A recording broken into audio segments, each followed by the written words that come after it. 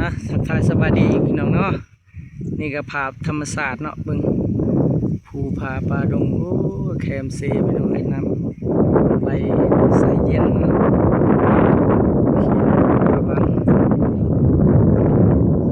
งามธรรมศาสตร์พี่น้องดอกเนาะ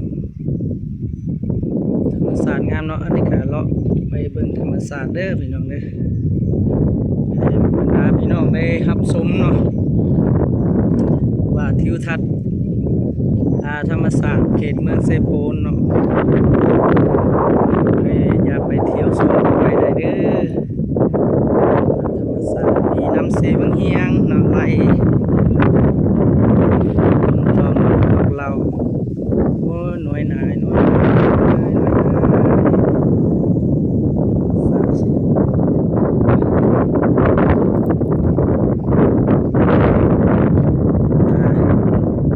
ไปเบื้องน้ำเนาะเพราะว่าขึ้นมาเลยก็สิว่าสิกวดมองกวดได้บ่มื้อนี้ก็สิเคิมๆจังน้อยเนาะตอนบ่ายแล้วคนอันบ่าวพอซอยเพิ่นไปก่อนแล้วเนาะยังไปก่อนสำรวจเบิ่งว่าเหมาะสมบ่มันสิกวด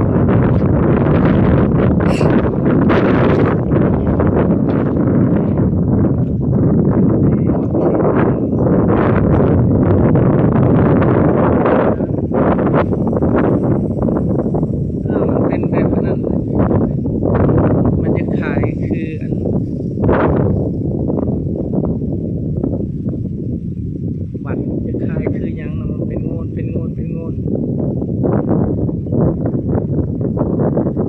ขายคือคนดีเนาะ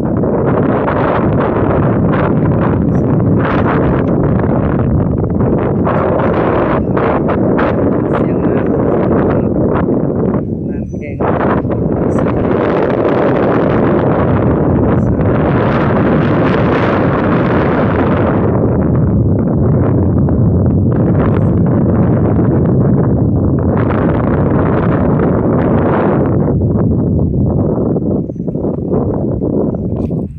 เจ้ากันยางเนาะ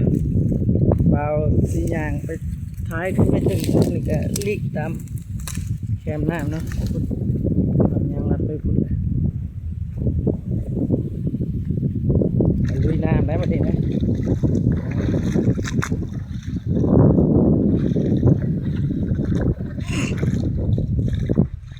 ยังไปก่อนเลย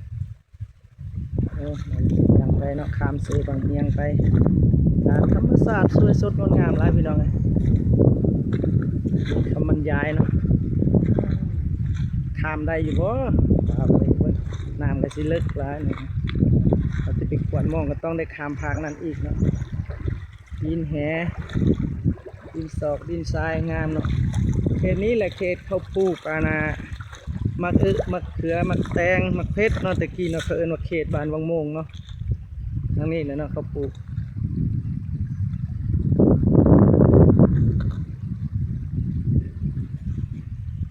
เราซอยมันไปก่อนข้ามได้บ่มันลึกไปจักอันนี้ก็มันเจือนเนาะนี่แหละเขาเอิ้นว่าเจือนคือตะพังเซเนาะเพราะว่าเวลาน้ำขึ้นแล้วมันจะน้ำร้ายเนาะมันจะเซาะเอาเนาะตะพังเซทางนี้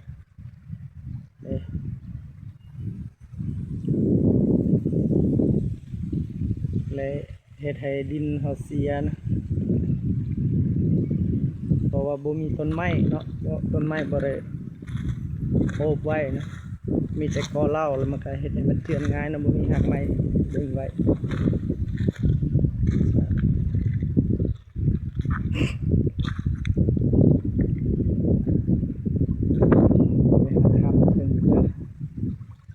ไปทางไหนโน้นเราข้ามไปผาขึ้นแล้วเราก็จะขึ้นทึ่งๆนะ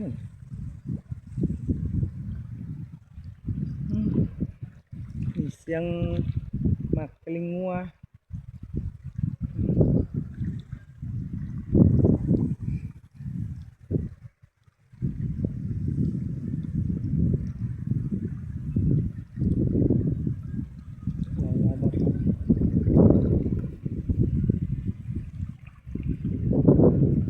ทิวทัศน์ธรรมศาสตร์นะแคมป์สวยงามสวยสดงดงาม